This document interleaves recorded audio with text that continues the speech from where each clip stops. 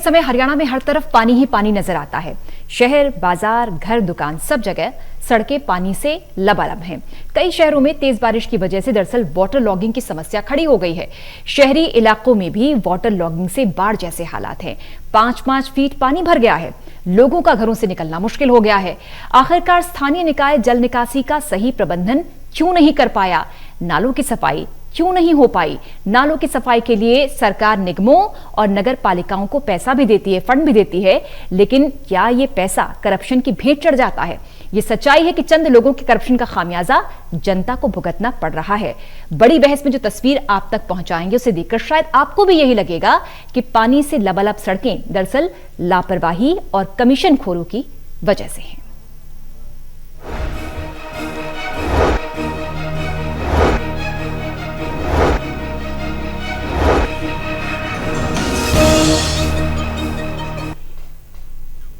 और एक खास पैनल हमारे साथ हमेशा की तरह, आप सभी का स्वागत। रंजीता मेहता जी, प्रवक्ता बीजेपी, अश्विनी शर्मा, प्रवक्ता कांग्रेस, रजत पंजेता, प्रवक्ता इनेलो, आप सभी का बहुत बहुत स्वागत है।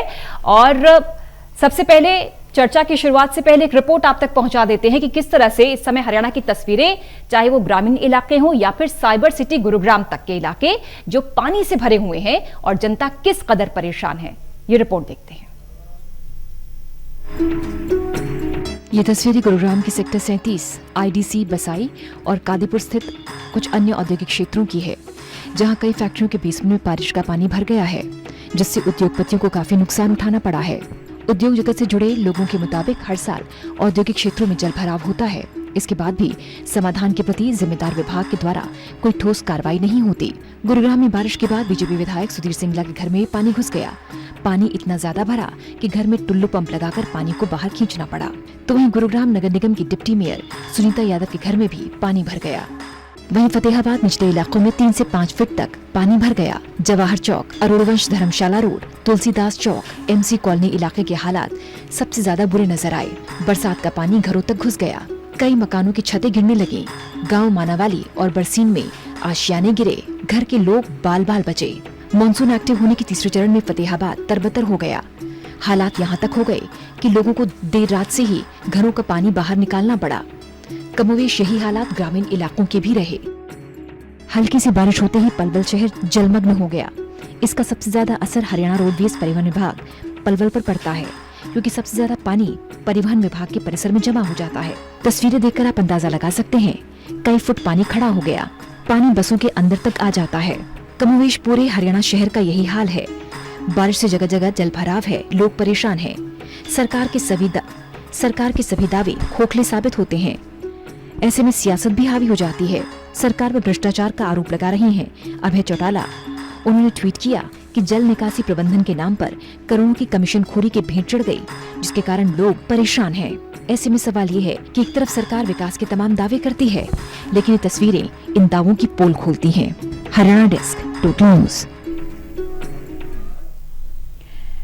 वैसे मॉनसून इस बार सामान्य ही रहा है और जो बादल हैं वो भी कम ही बरसे हैं, लेकिन कुछ ही घंटों की बरसात से और कुछ ही दिनों की बरसात से क्या हालात इस समय हरियाणा में, ये तस्वीरें देखी होंगी। रंजीता जी, सबसे पहले आपके पास आते हुए आरोप तो बहुत लगेंगे, सवाल आपसे बहुत पूछे जाएंगे, लेकिन सबसे जहनी सवाल जो सभी के जहन में, हरियाणा की जनता ये जानना चाहती है कि जो तैयारियां हो रही थी, जिनकी बात आप लोग कर रहे थे लगातार, वो क्या सिर्फ कागजों पर हुए थे?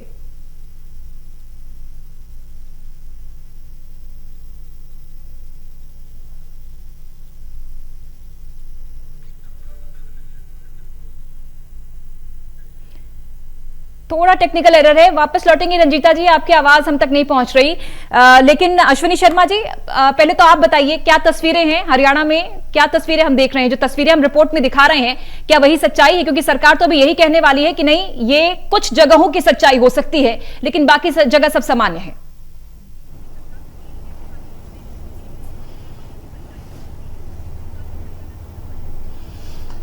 पूजा जी, जो तस्वीरें आप अपने टीवी चैनल पर दिखा रहे हैं, वो तस्वीरें हूबहू पूरे हरियाणा प्रदेश के हर जिले में, शहर में और गांव में भी आज बड़ी भयावह स्थिति है।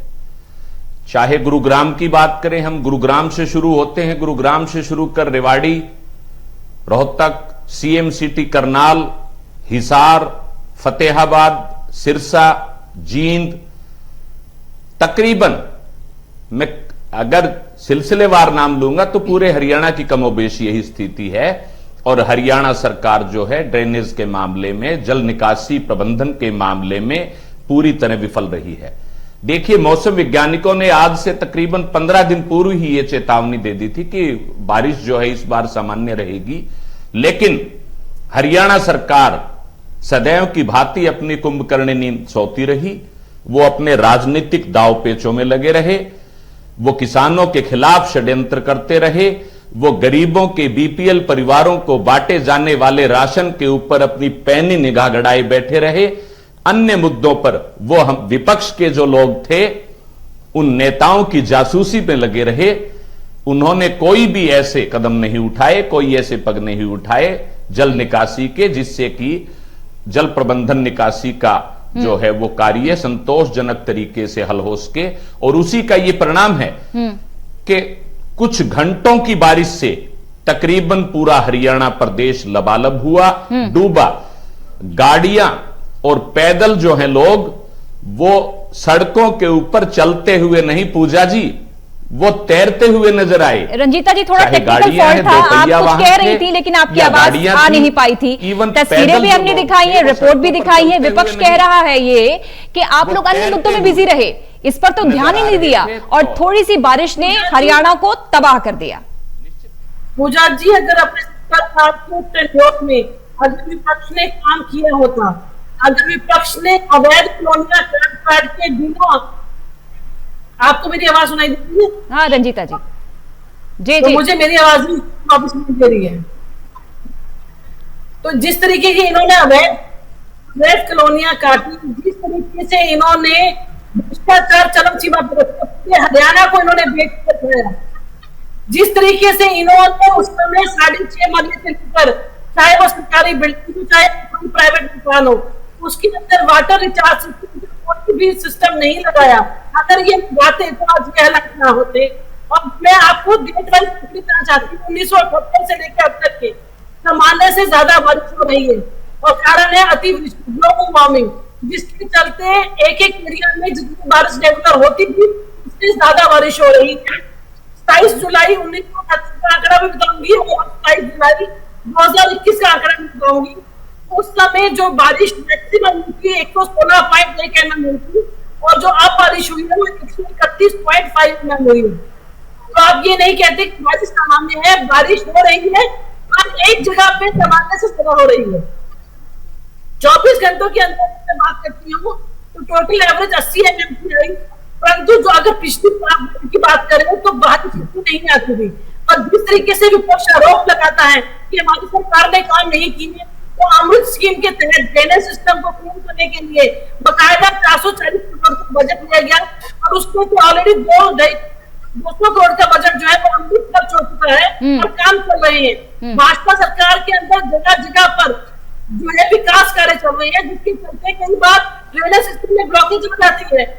आप बात करेंगे आम नागरिकों की, तो जितने भी पॉलिथीन्स हैं, अगर वो हम आम को फेंकेंगे और वो कहीं ना कहीं किसी ड्रेनेज की पाइप को ब्लॉक करेंगे, तो ये शिकायतें आती हैं। तो जहां पर भी अगर पानी भरा है वहां पर स्मॉल ना केवल अधिकारी बल्कि हमारे विधायकों ने जाकर समस्या का हल कराने की पूरी कोशिश की है।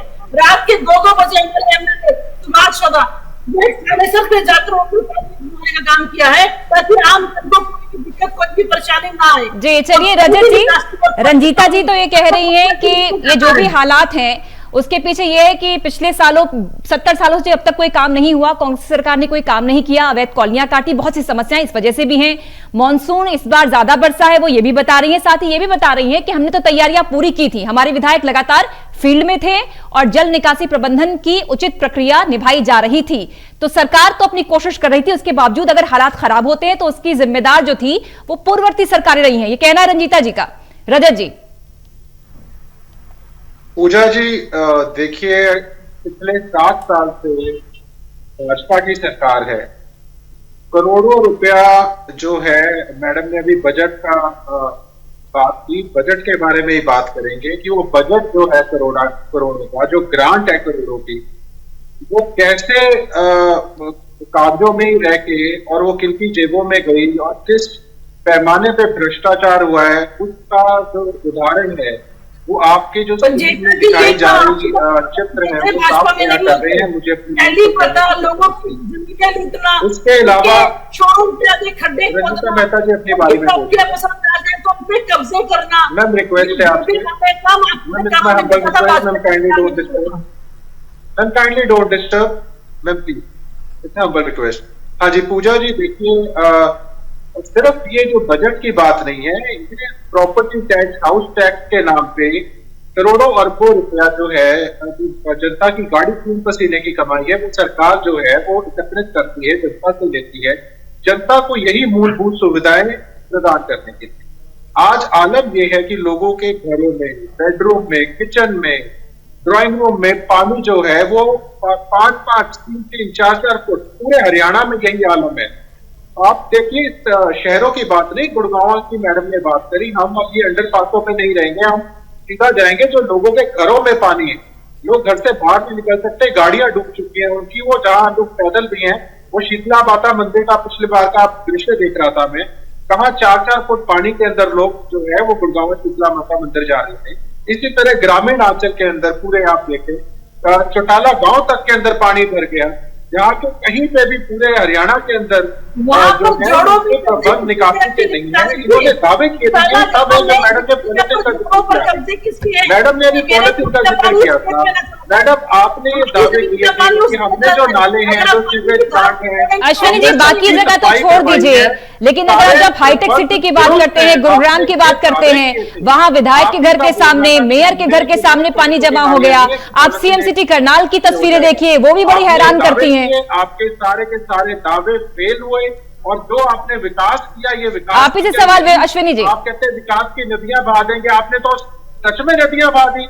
ये तो असली पानी की नदी और विकास आपके सामने जग जाहिर हो गया, जनता के सामने जग जाहिर हो गया। बोले अश्विनी जी। भी बड़ा सवाल पूजा जी मैं आज आपके सामने ये रखना चाहूंगा कि ये जो पानी है इससे कितनी बीमारियां आ गई। हाँ पूजा नाली का पानी है। मैं रंजीता जी से ये पूछना चाहता हूँ कि जब इनसे कोई सवाल किया जाता है तो ये 70 सालों की बात काहे करने लगते हैं? बीमारियां ये पिछले 7 वर्षों में लोगों ने क्या किया, ये उन 7 वर्षों की बातें बताएं।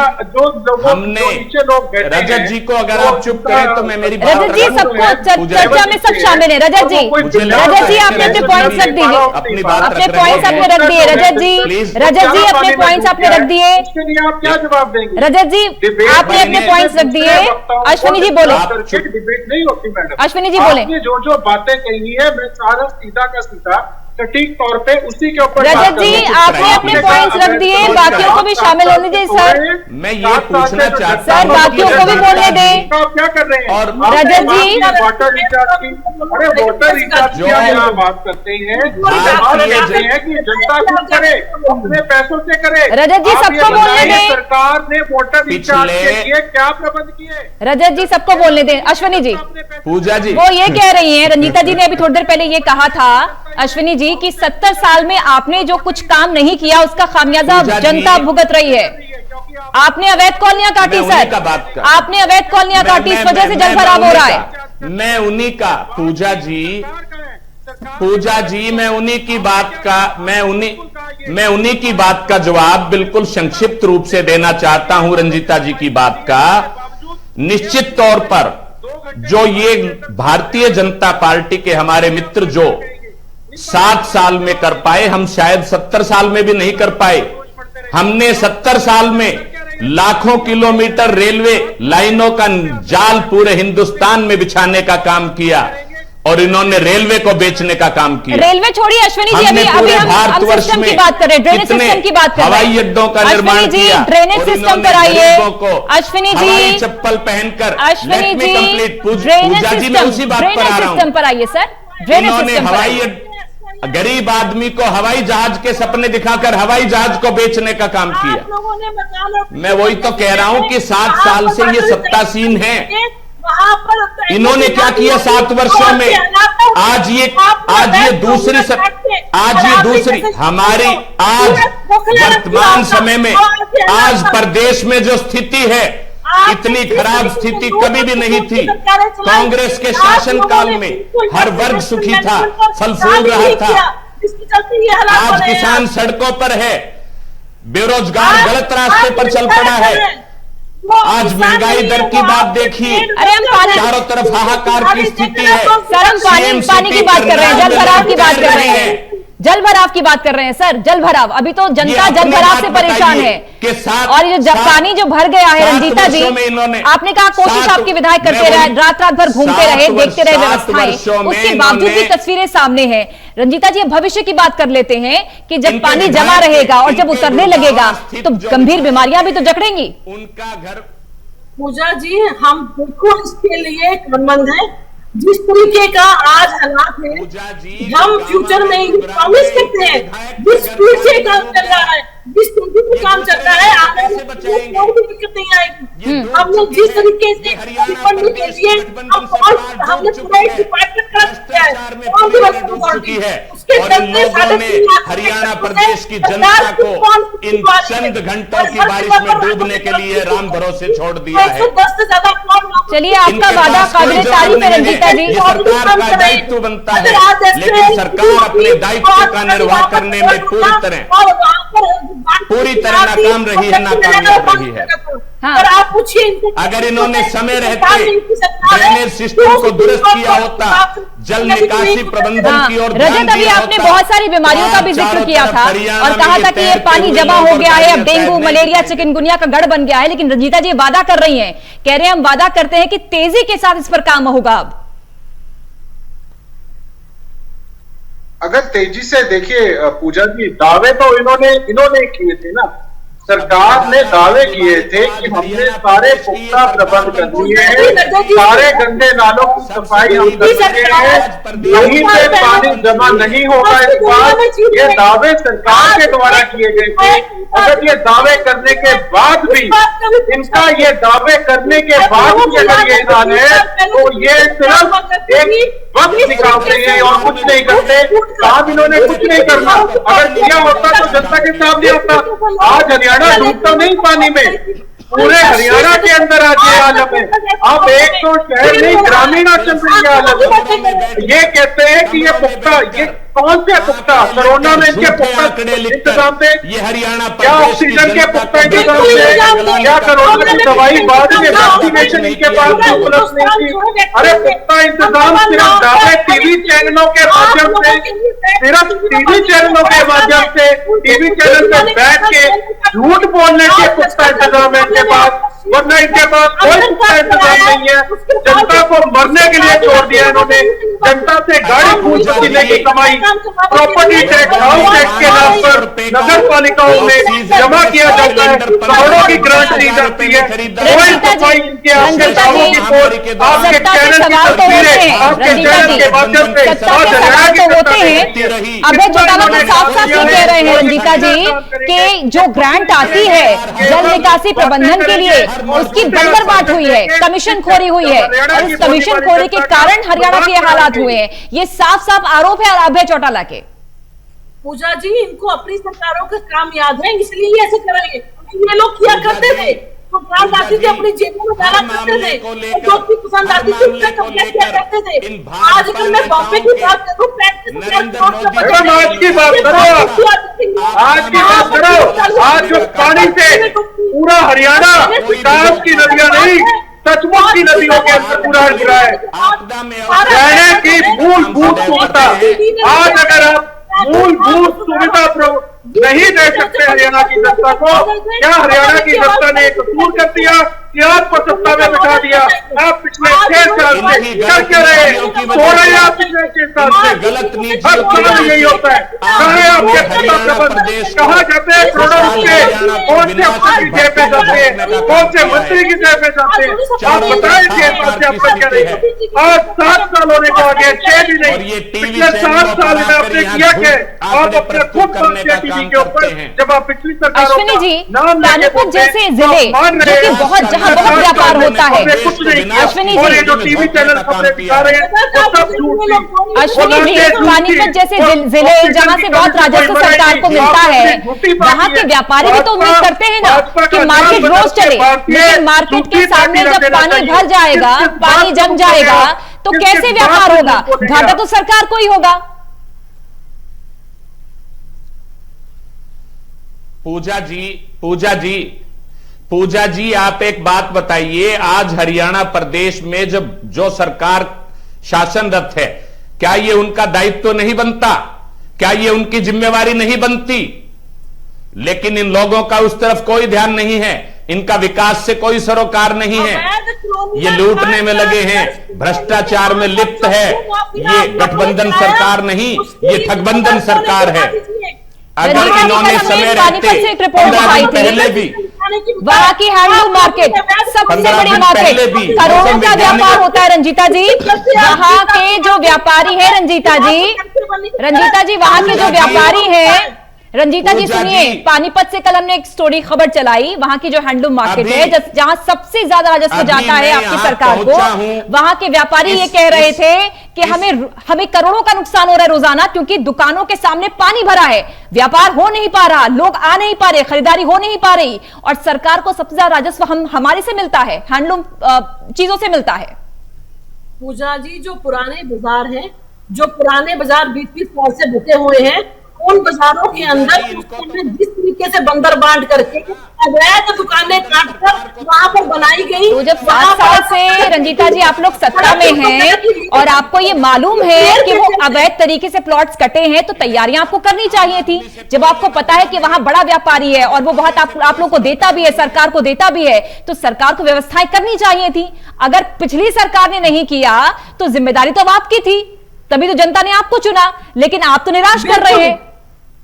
बिल्कुल निराश नहीं कर रहे हैं, हम इसी और कटिबद्ध हैं। मैं आपको बार बार ही बताना चाहती हूँ कि अमृत स्कीम के अंदर जो ड्रेनेज वर्क है उसको लेकर सरकार ऑलरेडी काम शुरू करवा चुकी है और सितंबर तक मैक्सिमम काम हमारा पूरा हो जाएगा। जहां पर भी पुराने दुकानें हैं वहां पर ही ज्यादा दिक्कत हो रही है और वहां का ड्रेनेज सिस्टम सारा नया डालने जा रहे हैं ताकि कभी ये प्रॉब्लम ना आए। सरकारों से पूछिए, आप इंडिया कनेक्ट करके जिस तरीके ये बातें कर रहे हैं, इंडियन नेशनल लोकदल का नाम भी इंडियन नेशनल लूट डकैत पार्टी होना चाहिए, क्योंकि इन्होंने अपने समय में जिस तरीके की प्रॉब्लम करे। चलिए अश्विनी जी, रंजीता जी ये कह रही हैं कि जो कमियां रह गई हैं सरकार उनको पूरा करने में लगी है, वहां का ड्रेनेज सिस्टम सुधार रही है सरकार, कुछ तो समय दीजिए उनको। जब 70 साल आपको मिले और कुछ नहीं हो पाया तो वो कह रही है कुछ समय हमें और दीजिए, कब हम वहां की व्यवस्था सुधार रहे हैं। 7 साल का लंबा समय, ये 70 साल।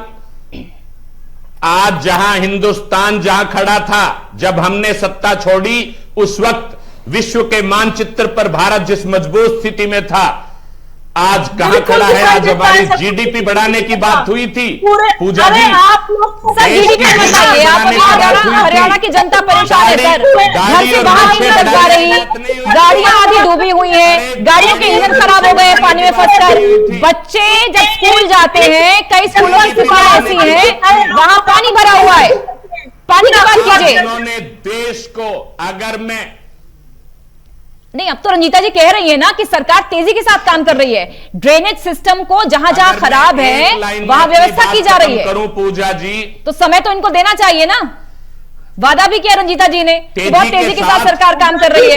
ये और इनके नेता इनके नेता और अधिकारी तेजी के साथ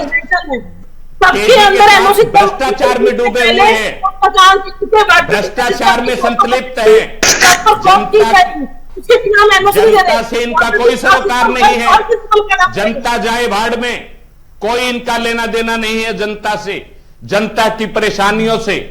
भाई रजत जी देखिए, बात यह है कि लोकतंत्र मजबूत तभी होता है जब एक मजबूत सरकार के साथ एक शासक विपक्ष भी हो। सिर्फ अनर्गल बयानबाजी से बात नहीं बनेगी सर, आप लोगों को मिलकर सरकार को बताना होगा कमियां कहां कहां हैं, और जब सरकार ये दावा कर रही है कि हम कमियों को दूर कर रहे हैं तो आपको समर्थन भी करना चाहिए। रंजीता जी कह रही है कि हमने सब देख लिया है कि ड्रेनेज सिस्टम कहां खराब है और बहुत तेजी के साथ काम हो रहा है वहां पर, वो मान भी रही है कि हाँ चूक हुई है। अरे 7 साल पूजा जी देखिए, इंडियन नेशनल लोकदल जो है एक सकारात्मक विपक्ष की भूमिका निभाता है। पूजा जी एक बार कांग्रेस के प्रवक्ता को कहेंगे एक बार बीच में बहुत कम समय सर, संक्षेप में अपनी बात रखिए। बहुत कम समय सर, बहुत संक्षेप में।